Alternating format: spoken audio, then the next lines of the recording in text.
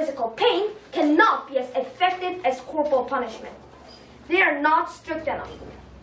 They will eventually cause students to just ignore the things teachers are saying.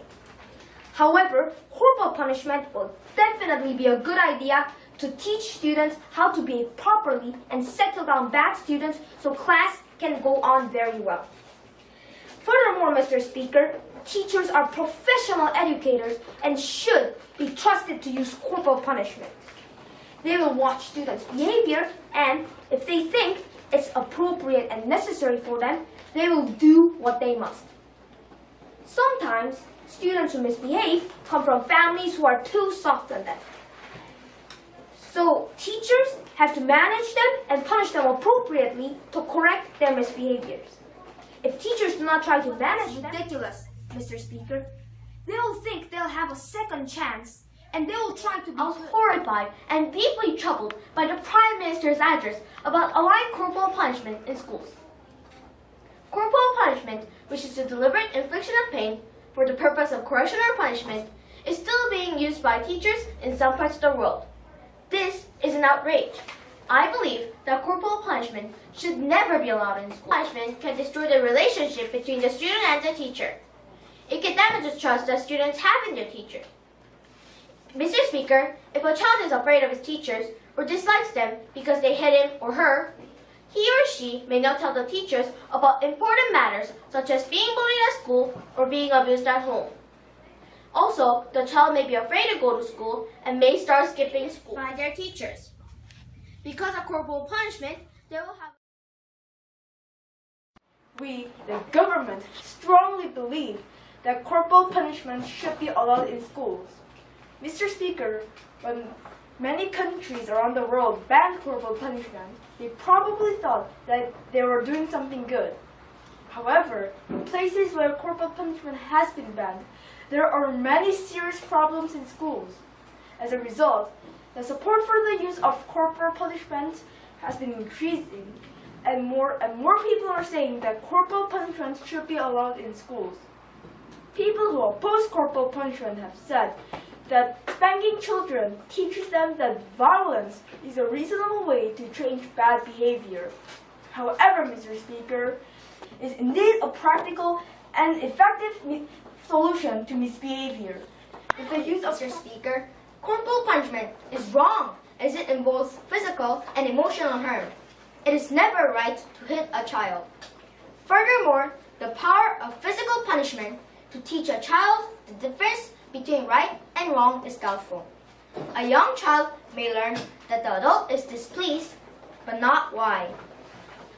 Mr. Speaker, no matter how well-intentioned teachers may be when they hit students, there are always negative repercussions.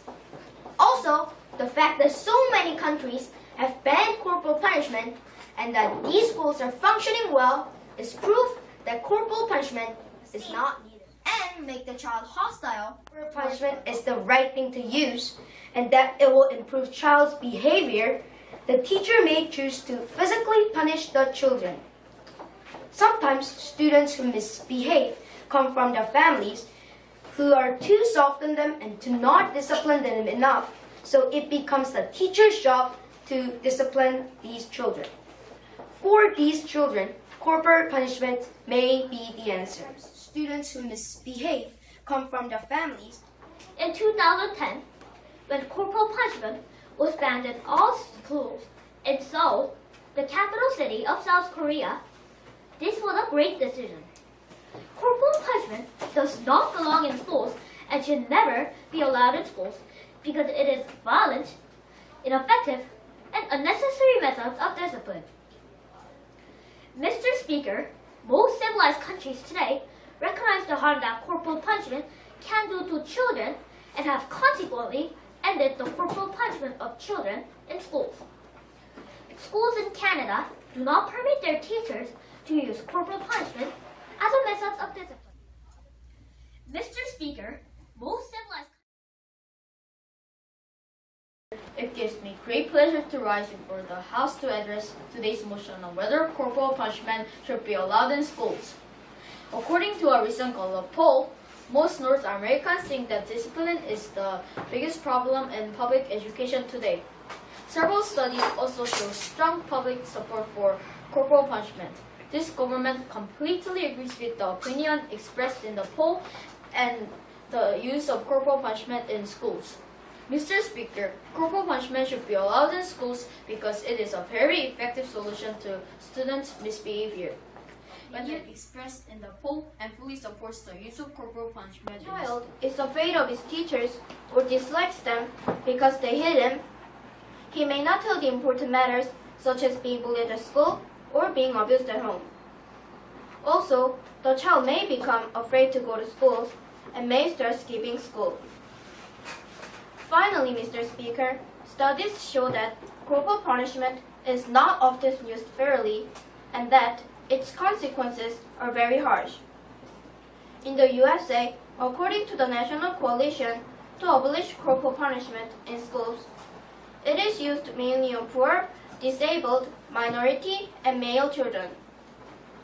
For example, African American children represent 17% of the public school population, yet make up 39% of the students who get corporal punishment to go to school and may start skipping school. The teacher's power to control the class is removed. Many students will choose not to pay attention or work hard in class, as there will be no negative or harsh consequences for such behavior. I will now continue the government case. Mr. Speaker, corporal punishment, or the deliberate infliction of pain for the purpose of correction or punishment, should be allowed in schools, as it is an efficient way to control the misbehavior of students.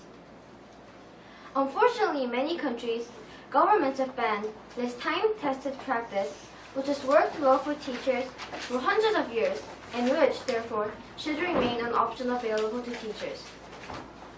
A ban on corporal punishment takes away from teachers a very effective method of discipline. Mr. Speaker, corporal punishment deals with naughty and unruly individuals who disrupt the class and make the learning difficult for the rest of the students.